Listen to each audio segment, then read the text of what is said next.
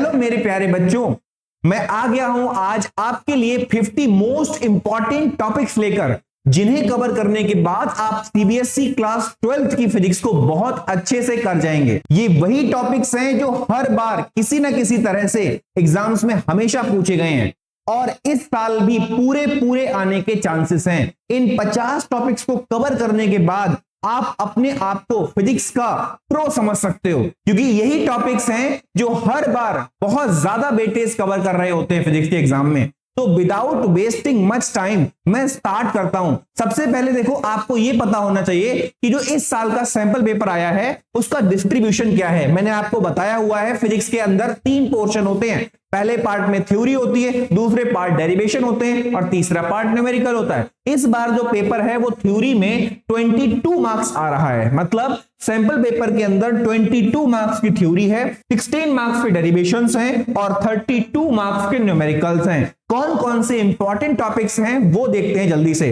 पहला चैप्टर जो है उसके अंदर पहला टॉपिक है हमारा Coulomb's law and superposition principle. Superposition principle का मतलब है कि कई सारे मल्टीपल फोर्सेस जब लगेंगे तो उसके बाद कितना नेट फोर्स निकलेगा। Second topic is electric field due to a dipole. अब डाइपोल आपने पढ़ा था, उसमें 2 पोजीशंस थी, एक थी एक्सियल पोजीशन और एक थी इक्वेटोरियल पोजीशन। दोनों का डेरिवेशन इंपॉर्टेंट है। उसके बाद टॉर्क कितना लग रहा होता है, आप जानते हो torque equals to PE sine theta. इसका डेरिवेशन बहुत इंपॉर्टेंट है, इस पर क्वेश्चन भी बनते हैं। और हाँ, मोस्ट इंपॉर्टेंट या फिर कह सकते हो 100% इस बार जो एग्जाम में आएगा वो आएगा हमारा गॉस थ्योरम। गॉस थ्योरम के 3 एप्लीकेशन थे। पहला था बच्चों लॉन्ग स्ट्रेट वायर के लिए, याद करो lambda by 2 epsilon naught R. दूसरा था इनफाइनाइट प्लेन शीट के लिए और तीसरा था स्फेरिकल शेल के लिए। ये इंपॉर्टेंट टॉपिक्स हैं फर्स्ट चैप्टर के अंदर और ये हमेशा आते हैं, रिपीट हो होकर आते हैं। तो इन टॉपिक्स को, इन चारों टॉपिक्स को बहुत अच्छे से आप करेंगे।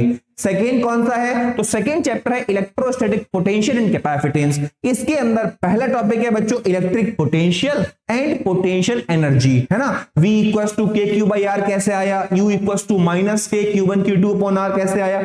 उसके बाद आता है parallel plate capacitor, C equals to epsilon naught A upon D। इसके अंदर 2 पोर्शन थे, एक था विद डाइलेक्ट्रिक और एक था विदाउट डाइलेक्ट्रिक। दोनों इंपॉर्टेंट हैं। इसके बाद series and parallel combination of capacitors बहुत इंपॉर्टेंट है, क्योंकि रेजिस्टेंस का तो सिलेबस में हटा दिया तो बचा क्या, series and parallel combination of capacitors. ये आते ही आते हैं। और लास्ट में एनर्जी स्टोर्ड इन कैपेसिटर। वैसे तो इसका सिलेबस में डेरिवेशन नहीं है, नो डेरिवेशन, कोई डेरिवेशन सिलेबस में नहीं है और ना ही आएगा। सिर्फ और सिर्फ फॉर्मूला याद कर लेना और इसका एप्लीकेशन याद कर लेना अच्छे से। कौन सा, energy stored in capacitor. Next chapter पे बढ़े तो नेक्स्ट चैप्टर जो है वो है हमारा करंट इलेक्ट्रिसिटी।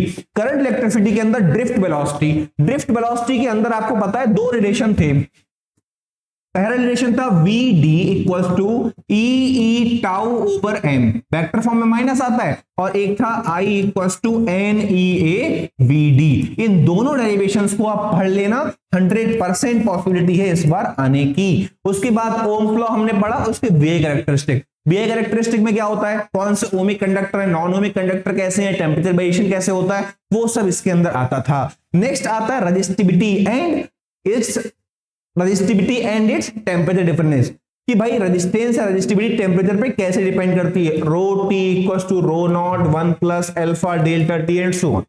इसके बाद सेल क्या होता है, उसके सीरीज ऑफ पैरेलल कॉम्बिनेशन क्या होते हैं, और लास्ट में जो इंपॉर्टेंट है वो है किरचॉफ लॉ। इसका न्यूमेरिकल आएगा, लिख के ले लो, इसका न्यूमेरिकल आपको मिलेगा 100%, Wheatstone bridge and Kirchhoff law का। ठीक है, तो ये हमारे पास चैप्टर नंबर 3 के इंपॉर्टेंट टॉपिक्स हैं जो कि एग्जाम्स में पूछे जा सकते हैं। इसके बाद आता है मूविंग चार्ज एंड मैग्नेटिज्म, है ना।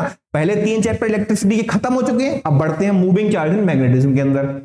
मूविंग चार्ज एंड मैग्नेटिज्म का सबसे इंपॉर्टेंट या सबसे बेसिक भी कह सकते हो वो है हमारा बायो-सेवर्ट्स लॉ। कौन सा है, बायो-सेवर्ट लॉ। बायो-सेवर्ट लॉ का एक एप्लीकेशन सिलेबस में है जो कि एग्जाम्स में पूछा जाता है, वो है हमारा करंट कैरिंग सर्कुलर लूप। एक सर्कुलर लूप है, उस सर्कुलर लूप के यहाँ पे कैसे मैग्नेटिक फील्ड प्रोड्यूस हो रहा होगा, वो जिसको रिंग बोलते हैं। ठीक है, उसके बाद सेकेंड वो है एम्पियर सर्कुलर लॉ, और एम्पियर सर्कुलर लॉ का जो होता है वो होता है स्ट्रेट वायर के आसपास कितना मैग्नेटिक फील्ड प्रोड्यूस हो रहा होगा। ठीक है, उसके बाद next topic is force on a moving charge and current carrying conductor. देखो जब भी कोई भी मैग्नेटिक फील्ड के अंदर चार्ज मूव करता है तो उस पर फोर्स लगता है BQB sin थीटा, जिसको लोरेंट्ज फोर्स बोला था, और करंट कैरिंग कंडक्टर है IBL sin थीटा। वो हम लोगों को दोनों को डेरिवेशन करने हैं। लेकिन इसके बाद आता है हमारे दो करंट कैरिंग कंडक्टर हैं, ये अगर पैरेलली प्लेस्ड हैं तो ये अट्रैक्ट करते हैं, तो कैसे फोर्स लगता है वो सब चीजें एंटी पैरेलल में रिपेल करेंगे। इसके बाद आता है लास्ट में torque on a circular loop, नहीं torque on a current carrying loop in a magnetic field and galvanometer. ठीक है, तो ये हमारे पास ये 5 टॉपिक्स हैं जो कि चैप्टर 4 के अंदर आते हैं। आपको पता है इसके बाद नेक्स्ट जो चैप्टर है वो हमारा बहुत छोटा हुआ चैप्टर है, इसमें 100% प्रॉपर्टी होती है, 100% प्रोबेबिलिटी होती है इस टॉपिक की, मतलब magnetic properties of diamagnetic and paramagnetic substance, 100% probability होती है, ये आते ही आते हैं। और कभी कभी मैग्नेटिक फील्ड लाइंस भी पूछ ली जाती हैं, तो ये दो हैं छोटे छोटे टॉपिक्स हैं, एक बार आप जरूर कर लेना, ये एग्जाम्स में 2-3 नंबर के पूछ लिए जाते हैं। ठीक है बच्चों, इसके बाद बात करते हैं हम लोग इलेक्ट्रोमैग्नेटिक इंडक्शन EMI की। तो EMI जो है उसके अंदर सबसे पहले फैराडेज लॉ आने चाहिए, उसके बाद लेंज लॉ आना चाहिए, सेल्फ इंडक्टेंस म्यूचुअल इंडक्टेंस आना चाहिए, मोशनल EMF के 2 पार्ट हैं वो भी आने चाहिए। कौन सा? पहला है कभी भी कोई भी कंडक्टर होता है अगर मैग्नेटिक फील्ड में मूव करता है तो that will behave like a cell, वो आता है। उसके बाद आता है motional EMF due to rotating rod E = ½ B omega L²।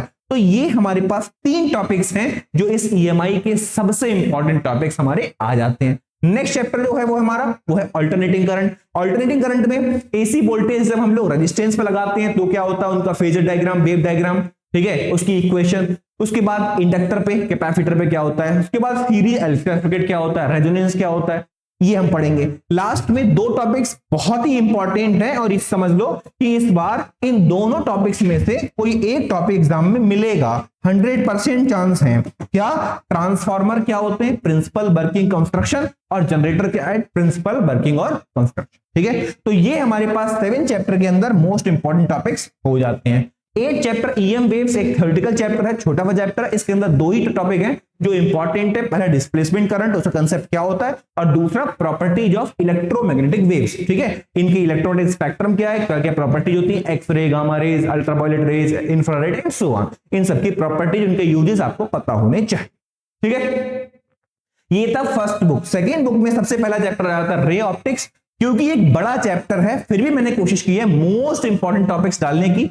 पहला मिरर फॉर्मूला, उसकी प्रूविंग आती है, इस पे क्वेश्चंस बनते हैं। उसके बाद टोटल इंटरनल रिफ्लेक्शन आता ही आता है। इसमें ऑप्टिकल फाइबर का जो केस है सबसे इंपॉर्टेंट है, मिराज भी इंपॉर्टेंट है बट ऑप्टिकल फाइबर बहुत इंपॉर्टेंट है। ठीक है, इसके बाद रिफ्रैक्शन थ्रू स्फेरिकल सरफेसेस, जिसके अंदर आता है μ2/v - μ1/u = μ2 - μ1/r आता है। ठीक है, वो एक डेरिवेशन आता है। इसके बाद लेंस मेकर फॉर्मूला और थिन लेंस फॉर्मूला डबल हो जाते हैं इसके अंदर। लास्ट में रिफ्रैक्शन थ्रू प्रिज्म, और एक इंपॉर्टेंट आप समझ लो कि इसको आप 100% लिख लो, पेपर लीक समझ लो, चाहे 100% लिख लो। क्या? माइक्रोस्कोप या फिर टेलीस्कोप का एक डायग्राम विद मैग्नीफाइंग पावर आना ही आना है एग्जाम में। ठीक है, कंपाउंड माइक्रोस्कोप आएगा या एस्ट्रोनॉमिकल टेलीस्कोप आएगा, आना ही आना है। ठीक है, तो ये 5 इंपॉर्टेंट टॉपिक्स हैं जो कि अंदर रे ऑप्टिक्स के अंदर हमारे आ रहे होते हैं। ठीक है बच्चों, नेक्स्ट चैप्टर जो है वो हमारा वेव ऑप्टिक्स है। नेक्स्ट चैप्टर कौन सा है हमारा? वेव ऑप्टिक्स है। और वेव ऑप्टिक्स के अंदर ज्यादा कुछ है नहीं, बट आपको पता होना चाहिए सबसे पहले हाइगेंस की जो वेव थ्योरी है वो आपको पता होना चाहिए, वेव फ्रंट क्या होते हैं वो पता होना चाहिए, हाइगेंस प्रिंसिपल पता होना चाहिए, और हाइगेंस की वेव थ्योरी से रिफ्लेक्शन और रिफ्रैक्शन का प्रूफ पता होना चाहिए। उसके बाद इंटरफेरेंस और यंग्स डबल स्लिट एक्सपेरिमेंट पता होना चाहिए। उसके बाद लास्ट में आ जाता है हमारा डिफ्रैक्शन, और डिफ्रैक्शन का कोई डेरिवेशन नहीं है, याद रखना, इनके डेरिवेशन नहीं है, डायरेक्टली आप एप्लीकेशन सीखें, नो डेरिवेशन। ठीक है, नो डेरिवेशन, ओनली एप्लीकेशन, फॉर्मूले बेस्ड। ठीक है बच्चों, ये थे हमारे किसके? वेव ऑप्टिक्स के। Next chapter dual nature. Dual nature में मोस्ट इंपॉर्टेंट रिलेशन की अगर हम बात करें तो आइंस्टाइन की फोटोइलेक्ट्रिक इक्वेशंस बहुत इंपॉर्टेंट होती हैं।